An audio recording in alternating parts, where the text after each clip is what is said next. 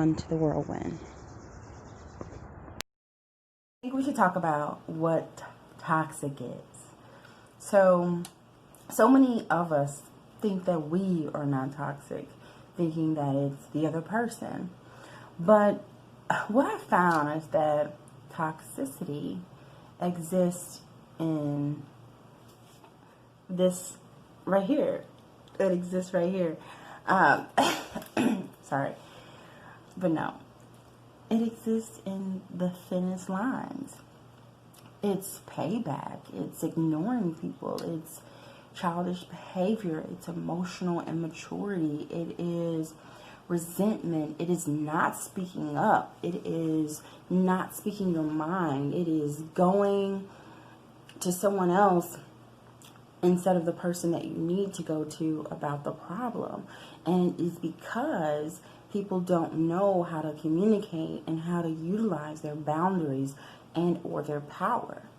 So we get caught in this mix of really giving people the same energy that they've given us and treating people in those same fashions, when that just perpetuates the problem and perpetuates the toxic aura that you feel between you and that other person.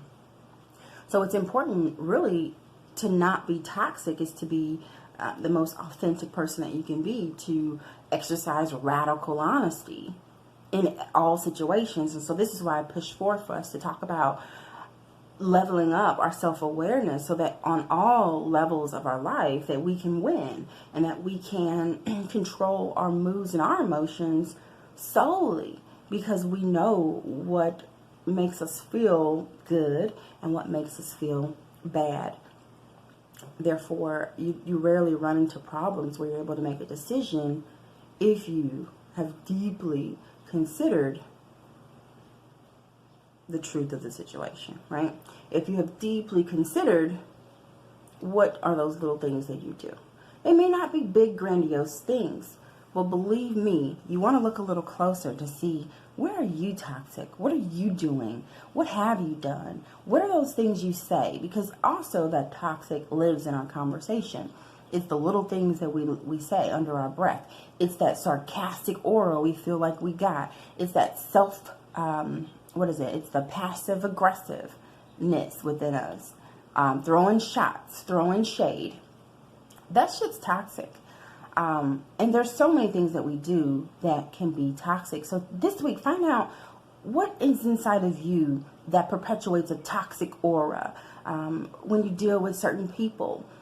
It could even be, for instance, me. I didn't have like a true father in my life consistently. It was just real messy, right? That role. And so as I grew up, I really feel like my anger for not having that and wanting that has turned in and transformed into many things, but definitely toxic behavior around men.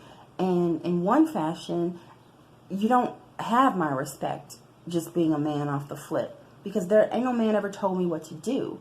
So me and men, definitely male managers, have sometimes had problems because of my problem with men, right? Because of one man, and then becoming multiple men have been the carrier of those problems. So I'm going to stop there. But I'm just talking about this week. Find what makes you a little toxic. What are little things you do? Because we think we're not. We think we're not it. But you're it.